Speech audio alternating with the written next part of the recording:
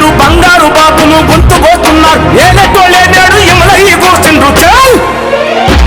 అరే గొంతు విప్పకుంటే గొంతుకు ఉరితాడు, తప్పదింక చూడరు ఆంధ్రుడా. తరలిపోతున్న విశాఖ ఉక్కును కాపాడుకుందాము లేవరా.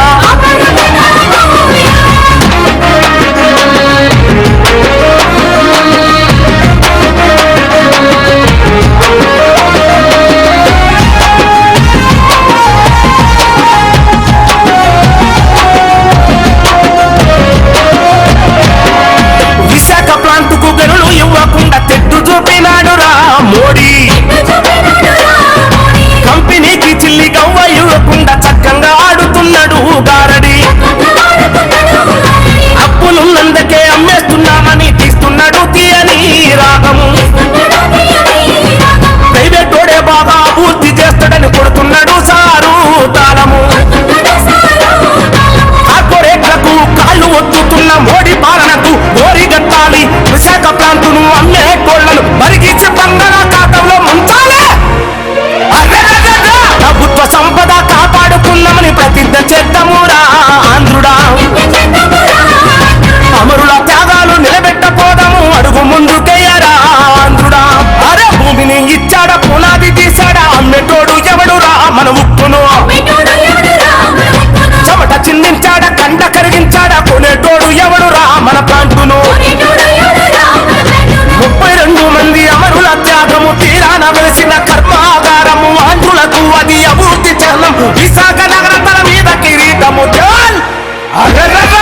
హక్కును కాపాడ మరో పోరాటంతో అడుగు ముందుకెయ్యరా ఆంధ్రుడా. అమ్ముకునే హక్కు మోడీకెక్కడదని కళ్ళు ఎర్ర చేయరా ఆంధ్రుడా.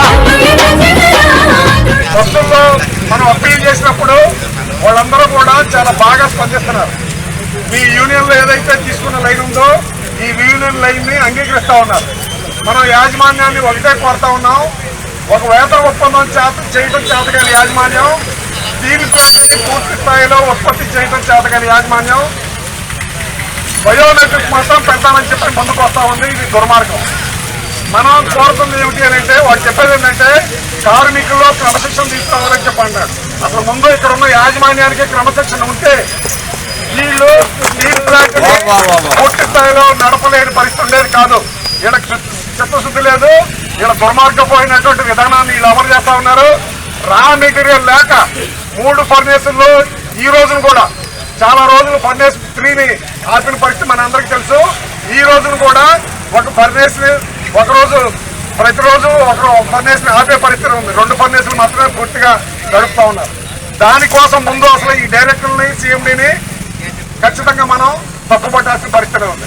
ఈ సీఎండీ అయితే పిట్టల ధరలాగా ఎప్పుడైనా పిలిచి కార్మిక సంఘాలన్నింటి కూడా నిన్న కూడా అదే చేశాడు. ప్లాంట్ ని 2 నెలల్లో నేను పూర్తి స్థాయిలో నడిపేస్తాను, 3వ నెలలో మీకు వేతన ఒప్పందం అమలు చేస్తానని చెప్పి మనకు ప్రగల్భాలు పిట్టల ధరలాగా చెప్తున్నారు తప్ప ఆచరణలో ఒక్క అడుగు కూడా ముందుకేసిన పరిస్థితి లేదు. ఈ సీఎండీ వచ్చిన కాడి నుంచి 6,000 కోట్ల రూపాయలు స్టీల్ ప్లాంట్ కి నష్టం పెట్టాడు. సీఎండీ పూర్తిగా ప్రభుత్వానికి ఏం చెప్తే అది చేస్తూ స్టీల్ ప్లాంట్ ని నష్టపరచడం, అమ్మటానికి బాధ్యత తీసుకుంటున్నారు తప్ప కార్మికుల సమస్యలు కనీస సమస్యలు కూడా పరిష్కారం చేసినటువంటి పరిస్థితి లేదు. ఇది దుర్మార్గం. కార్మికులందరిలో మంచి స్పందన ఉంది. యూనియన్లన్నీ కూడా దానికి తగ్గట్టుగా అందరూ కూడా ఐక్యంగా ఈ రోజున ఈ పోరాటానికి పిలుపు అనేది ఇచ్చారు. ఈ పోరాటాన్ని జయప్రదం చేయాల్సిన బాధ్యత మన కార్యకర్తలందరిగా మనందరి మీద ఉంది. 8 గంటలకు మళ్ళీ ఈ లోపు మన నాయకులు లోపల మాట్లాడుకొని ఏ డైరెక్షన్ ఇస్తే ఆ డైరెక్షన్ ప్రకారం మనం కార్యక్రమం చేయాల్సి ఉంటుంది. దయచేసి రాత్రి ఉన్న వాళ్ళు ఇప్పుడు ఇంటికి వెళ్ళి వేతన ఒప్పందం అమలు చేయడం చేత కావట్లే, ఆయనకి ఏ సమస్య పరిష్కారం చేయడం చేత కావట్లా. కానీ మంత్రి మెప్పు పొందడం కోసం బయోమెట్రిక్ మాత్రం పెట్టేస్తాడట. బయోమెట్రిక్ కానీ పెట్టేస్తే మంత్రి మన హామీలన్నీ నెరవేరుస్తాడని చెప్పినాడు. బయోమెట్రిక్ కి ఈ ప్రభుత్వం అలాగే యాజమాన్యం మన సమస్యలు పరిష్కారం చేయడానికి సంబంధం ఏమిటి? ఏ క్రమశిక్షణ మన దగ్గర లేదా, యాజమాన్యం దగ్గర లేదంటే యాజమాన్యం దగ్గర లేదు. ముందు వాళ్ళు క్రమశిక్షణగా ప్లాంట్ నడపమనండి, కార్మికుల సమస్యలు పరిష్కారం చేయమనండి. మనం బయోమెట్రిక్ ని ఆహ్వానిస్తారా లేదా ఏమిటనేది మనం ఆలోచించి ఖచ్చితంగా సహకరిస్తాం. కానీ ఈ రోజు ప్లాంట్ పరిరక్షణ ఉద్యమాన్ని నాశనం చేయడం కోసం, పరిరక్షణ ఉద్యమాన్ని ముందుకెళ్ళకుండా చేయడం కోసం మాత్రమే ఈ రోజు బయోమెట్రిక్ తీసుకొస్తున్నారు తప్ప రెండోది కాదు. కాబట్టి ఈ ప్లాంట్ని కాపాడుకునేంత వరకు కూడా మన పోరాటం కొనసాగిద్ది. ప్లాంట్ని కాపాడబడటం ద్వారా మాత్రమే మన హక్కులు కూడా కాపాడబడతాయి. కాబట్టి దయచేసి మీరందరూ కూడా బాధ్యత తీసుకొని కార్మికులందరినీ కూడా చైతన్యపరిచి ఈ కార్యక్రమాల్లో పాల్గొనేటట్టుగా చైతన్యపరచాలని చెప్పి కోరుతూ ధన్యవాదాలు. సదుపాయాలు పెంచండి, కొద్దిగా టిఫిన్ కానీ ఫీ కానీ సీషిఫ్ట్లో అందుబాటులో ఉంచండి. కొద్దిగా మెడికల్గా కూడా ఎవరికైనా ఏదైనా ఇబ్బంది వచ్చినప్పుడు మరి అంబులెన్స్ కూడా లోపల అందుబాటులో ఉంచండి. మెయిన్ వేజ్ చేసిన తర్వాత మీరు బాల్స్ ఇంప్లిమెంట్ చేసుకోమని చెప్తే ఆయన 23 కార్మిక సంఘాల ముందు కూడా సరే అని చెప్పి ఆదివారం ఒకరోజు గ్యాప్ ఇచ్చి సోమవారం జీవో రిలీజ్ చేశారు. ఆయన వచ్చిన దగ్గర నుంచి అతను చెప్పే ప్రతి మాట కూడా అబద్ధం. ఎందుకంటే సాఫ్ట్వేర్కి వస్తాడు, మీ మీ మీ శాలరీస్ ఇంప్లిమెంట్ చేయడానికే లేకపోతే పెరిగిన జీతాలు ఇవ్వడానికి అని చెప్తాడు. నేనైతే తెలుగులో అక్కడ అందరూ ఉంటుండగా చాలా తక్కువగా మాట్లాడాను. ఆర్ఐఎన్ఎల్ సీఎంతో అలా మాట్లాడడం అనేది సంస్కారం కూడా కాదు. నేనేం చెప్పానంటే మీకు చాలా విలువైన సమయం, మీరు చైర్మన్గా యూనియన్స్గా మాది కూడా కార్మిక వర్గం కూడా అంతా కూడా సైట్లో పనిచేసుకుని ఏదో వర్క్ చేస్తాం. కార్మికులుగా మేము చేసినా చేయకపోయినా సరే మాది అంతా కొంత కార్మిక వర్గాన్ని సేవ చేసుకున్న విలువైన టైం మనం ఒక 10 సార్లు మేము కలిసి మాట్లాడుకున్నాం. ఇటువంటి మీటింగ్ల వల్ల ఏంటి ఉపయోగం అడిగితే సమాధానం చెప్పిన చైర్మన్ ఎవరు ఉంటారని మాత్రం ఈ ఆర్ఐఎన్ఎల్ చైర్మనే. ఎందుకంటే రావడం చెప్పాలనుకోని చెప్పడం చెప్పరు కదా, దొరగారులాగా చైర్మన్గా ఒక చిన్న మంచి కలర్ ఇవ్వడం వెళ్ళిపోవడం తప్ప మంచి స్పందన వచ్చిందా మార్చినట్టుగాను క్రియేట్ అయ్యింది. దీన్ని మనందరం సద్వినియోగం చేసుకోవాలి. 8 and 9 క్లాజ్ నెంబర్ ఇవన్నీ కాదు, కార్మిక వర్గానికి మేలు జరగాలి. కాబట్టి ఇదే సరైన టైము. అందుకే మనం చెప్తున్నాం రేపు 3వ తారీఖు రేపు ఆదివారం జరిగే కార్యక్రమాలు కూడా పెద్ద ఎత్తున మనందరం పాల్గొనాలి. ఎందుకంటే ఈ ప్రభుత్వ విధానాలు ఎప్పటికప్పుడు వాళ్ళు చెప్తున్నప్పుడు కూడా యాజమాన్యం మనలో ఉన్న అనైక్యత ఉందనే ఒక మూమెంట్ని వాళ్ళు ఛాలెంజ్గా తీసుకొని వాళ్ళు ఏదైనా చేయాలని వాళ్ళు దూకుడుగా ముందుకెళ్తున్నారు.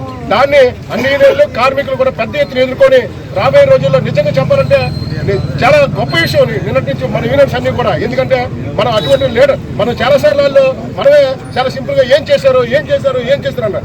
అవసరం అయితే విశాఖపట్నం స్టీల్ ప్లాంట్ లో కార్మిక వర్గానికి నాయకత్వం చేసినటువంటి ట్రేడ్ యూనియన్ నాయకులు ఏదైనా చేయగలరని చెప్పేసి నిన్న మన కార్మిక వర్గంలో ఉన్నటువంటి ప్రధాన కార్మిక సంఘాలు కానీ అన్ని కార్మిక సంఘ నాయకులు కూడా చూపించారు.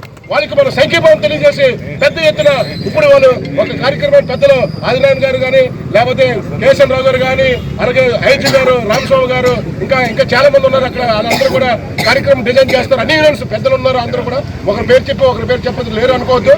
వాళ్ళు డిజైన్ చేసే కావాలని దానికోసం సీతం ధరలో 13 ఎకరాలు భూ అమ్ముతున్నామని, రైల్వే జ్యూస్ ఫ్యాక్టరీ 1910 కోట్లు అమ్మామని, అలాగే ఎన్ఎండిసి ల్యాండ్ ఇవ్వడం ద్వారా 1510 కోట్లు వస్తుందని చెప్పి ఈ డబ్బులు వస్తే కంపెనీకి ఉజ్వల భవిష్యత్తు ఉంటుందని చెప్పారు. ఈ విషయాలు ఇప్పుడే కాదు సంవత్సరం నుంచి చెప్తా ఉన్నారు. ఇవన్నీ అయిపోతే డిసెంబర్గా డబ్బులు వచ్చేస్తాయి, మీకు కొత్త జీతాలు కూడా ఇచ్చేస్తామని చెప్పేసి ఆయన చెప్పడం అనేది జరిగింది. తిరిగి ఈ విషయాలని చెప్పిన తర్వాత లాస్ట్లో మాట్లాడిన మాట ఏంటంటే మనకు స్టీల్ మంత్రి గారు చాలా సహాయం చేస్తున్నాడు. ఆ సహాయానికి మనం గుర్తింపుగా ఆయన కూడా సహాయం చేయాలి కాబట్టి మనం ఆయన గౌరవించాలి కాబట్టి ఆయన సేమ్ ఫీల్ అవుతూ ఉన్నాడు. బయోమెట్రిక్ ఇక్కడ లేదని చెప్పేసి కాబట్టి బయోమెట్రిక్ అమలు చేసుకుంటే మనం ఆయనకు గిఫ్ట్ ఇచ్చినటువంటి పద్ధతి సీఎండీ గారు చెప్పాడు. దాని వెంటనే అక్కడ కార్మిక సంఘం కూడా రియాక్ట్ అయ్యి సేమ్ ఫీల్ అవడం అనేది మినిస్టర్ గారు ఏమా కాసేపు ఉండమ్మా పోలీసు వారు సేమ్ ఫీల్ అవ్వాల్సింది మినిస్టర్ గారు.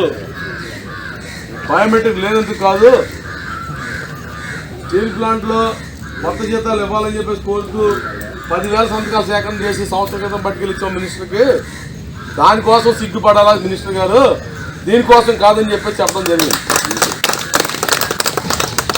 రెండోది, ఈ స్టీల్ ప్లాంట్ 700 మిలియన్ టన్ ఉత్పత్తి చేయాలంటే డైరెక్టర్ ఆపరేషన్ చాలా కీలకమైన వాడు. డైరెక్టర్ ఆపరేషన్ స్టీల్ ప్లాంట్ లేడు ఇప్పుడు, ఎప్పుడు అతను తెలీదు. దాన్ని అపాయింట్ చేయాలని బాధ్యత స్టీల్ మంత్రిది. దాన్ని సిగ్గుపడాలి స్టీల్ మంత్రి, దాన్ని సిగ్గుపడ్డారు. స్టీల్ ప్లాంట్ మన అమ్మకాలు 15,000 కోట్లు, మరో 15,000 కోట్లు కొనుగోలు ఉంటుంది మన రా మెటీరియల్స్. కనీసం 40,000 కోట్ల రూపాయలని సంవత్సరంలో 12 నెలల్లో ఖర్చు పెట్టే కంపెనీ 40,000 కోట్లు లెక్క కట్టడం కోసం డైరెక్టర్ ఫైనాన్స్ లేడు ఇక్కడ. దాన్ని సిగ్గుపడాలి మినిస్టర్. మనం ఖాళీ రేకులు ఇమ్మంటున్నాం, రైల్వే రేకులు. మీలో ఎవరికైనా సరే 100 కార్లు తెమ్మంటే గాజువాకి వెళ్ళి గంటలకు 100 కార్లు తెస్తారు, అద్దె కడతానంటే నేను 100 లారీలు తెమ్మంటే రమణారెడ్డి వెళ్ళి 100 కార్లు తెచ్చేస్తాను ఢిల్లీ 100 లారీలు అద్దె కడతామంటే. అలాంటి ఖాళీ రైల్వే రేకులు చేయడం చేత కదండి దొత్తుకొడుకులకి. ఖాళీ రైల్వే రేకులు మినిస్టర్ అవి కూడా ఇప్పించడం మానేసి ఖాళీ రైల్వే రేకులు లేవని వచ్చే రామేటలు రావడం లేదు, వెళ్ళి బయటికి వెళ్ళి గూడ్స్ వెళ్తాం లేదు, కోళ్ళు తెచ్చుకోవడం దిక్కు తేవడం లేదు.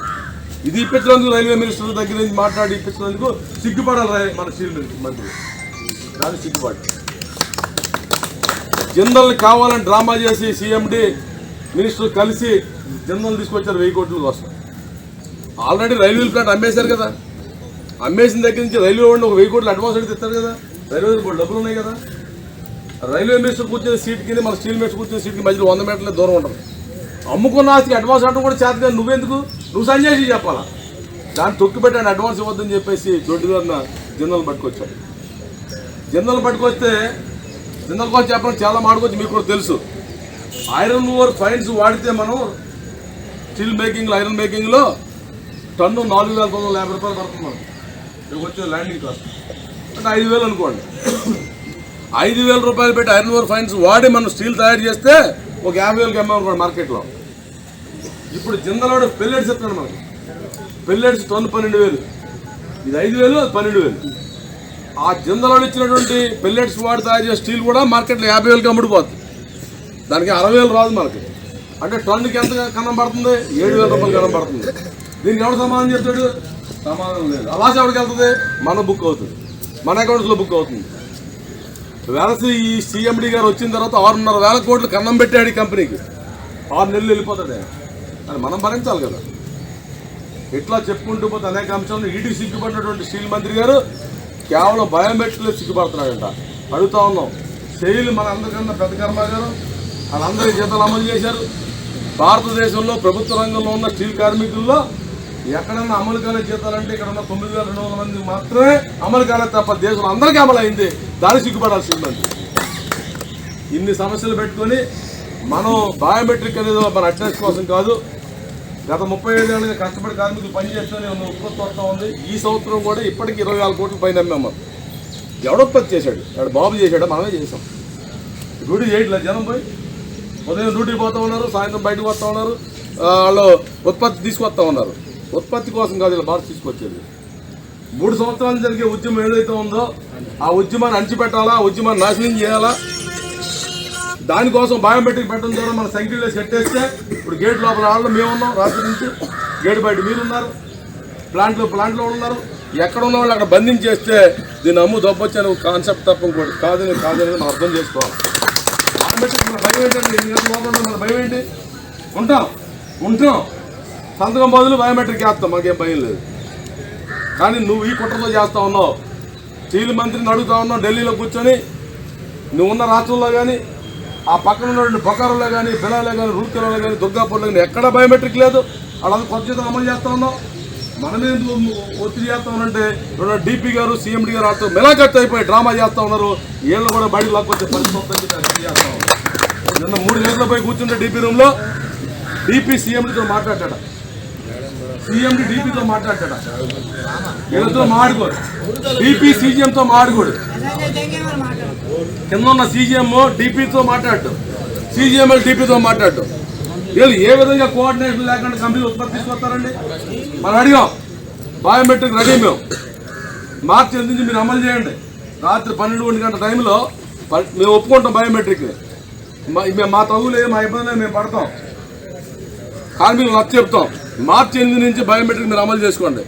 కండిషన్ ఏంటంటే 3 నెలల్లో నెలకే 6.5 లక్షల టన్నులు చొప్పున ఉత్పత్తి తీయాలి మీరు. అంటే 7.5 మిలియన్ టన్నులు అంటే 6.5 లక్షల టన్నులు. 3 నెలలు మార్చి ఏప్రిల్ మే 3 నెలలు కూడా 6.5 లక్షల టన్నులు తీర్థాన్ని కాగితం రాసేవాడు బాబు. తీయకపోతే బోర్డు మొత్తం రాజీనామా చేసి సీఎండీ డేటా పారిపోవాలి. ఉత్పత్తి తీయండి, లాభంలోకి తీసుకెళ్ళండి, మా ఫెసిలిటీస్ అన్నామండి. ఏది చేత కాకపోతే మీరెందుకు ఇక్కడ అంటే సమాధానం లేదు. ఒక డైరెక్టర్కి 2.5 లక్షలు 3 లక్షలు కార్లు బంగ్లాలు 10 ఎకరాలు ఒక బంగ్లా ఒక్కొక్కడికి ఇవన్నీ దండు మరి ఖర్చులు అనమాట. నిజంగా కావాలంటే డైరెక్టర్ ఆపరేషన్ ఇక్కడ లేడు, డైరెక్టర్ ఫైనాన్స్ లేడు. ఇవన్నిటిలో పెట్టుకొని కుట్రపూరితంగా బయోమెట్రిక్ అనేది ఎవరన్నా మన అటెండెన్స్ కోసం కూడా పొరపాటు అది చెప్పండి. దీనికి ప్రైవేటీకరణ ఉద్యమం మనం చేసేదానికి కూడా దగ్గర సంబంధం మాత్రమే ఉంది. బిలాయిలు అడిగాం, సెయిల్లో ఉన్న పెద్ద ప్లాంట్లో బిలాయి పెద్ద ప్లాంట్ బిలాయి అడిగితే ఎటువంటి సర్కులర్ ఈ రోజుకి ఇవ్వలేదు బయోమెట్రిక్ మీద. కొత్త జీతాలు 2 సంవత్సరాలు తీసుకుంటున్నారు వాళ్ళు, ఏదైనా తీసుకున్నారు వాళ్ళు.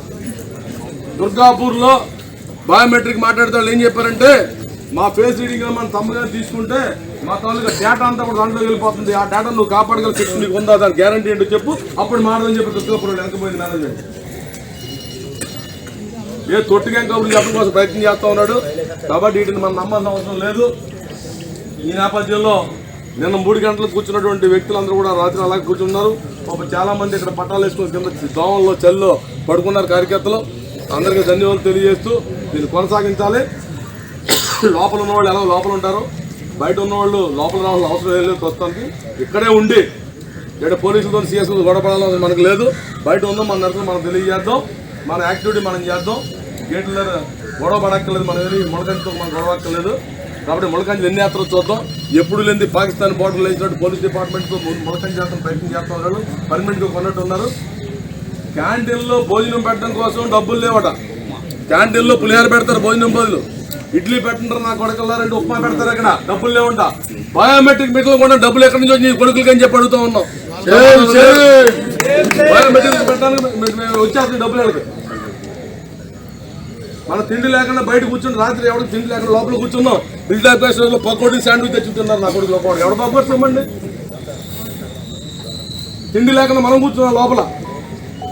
కాబట్టి ఎవరైతే నిర్వాసులు 16,000 మంది త్యాగాలు చేశారో, 32 మంది ప్రాణాలు ఇచ్చారో, 60 మంది ఎమ్మెల్యే రాజీనామాలు చేశారో వాళ్ళ వారసత్వంగా మనం ముందు తీసుకెళ్తామని తప్ప మన జీతాల కోసం అది పోరాటం, మన ఉద్యోగాల కోసం మనం అది పోరాటం. కాబట్టి ఇది ముదిరే కొంది పొలిటికల్ పార్టీలు వస్తారు, ప్రజలు వస్తారు, అందరూ వస్తారు. కాబట్టి సమయం పాటించి మనం పోలీస్కి సిఎస్ఎఫ్కి మనకు తగులేదు. సిఎస్ఎఫ్ కూడా మనం కష్టపడి సంపాదిస్తేనే వచ్చే జీతాల నుంచి వాళ్ళకి డబ్బులు ఇవ్వాలి. వాళ్ళు మనలో భాగమే. మన కంపెనీలో డబ్బులు వస్తే డబ్బులు ఇస్తారు, వైండ్ అప్ అంటారు. వాళ్ళు కూడా వాళ్ళని వైండ్ అప్ అంటారు. కాబట్టి పోలీసులతో మా శాంతి భద్రత వాళ్ళకి అందుకని మన గొడవలు వాళ్ళతో ఏమి లేదు. గొడవ అంతా ఈ మేనేజ్మెంట్తోనే 6,500 కోట్ల రూపాయల సీఎండీ టెండర్లు బొక్క పెట్టినటువంటి మేనేజ్మెంట్కి మనకి గొడవ. జిందల్తో తప్పుడు ఒప్పందం చేసి బయట పెట్టమంటే బయట పెట్టడం చూసుకుని దాచుకున్న మేనేజ్మెంట్తో మనకి గొడవ. Don't forget to like, subscribe and share the videos.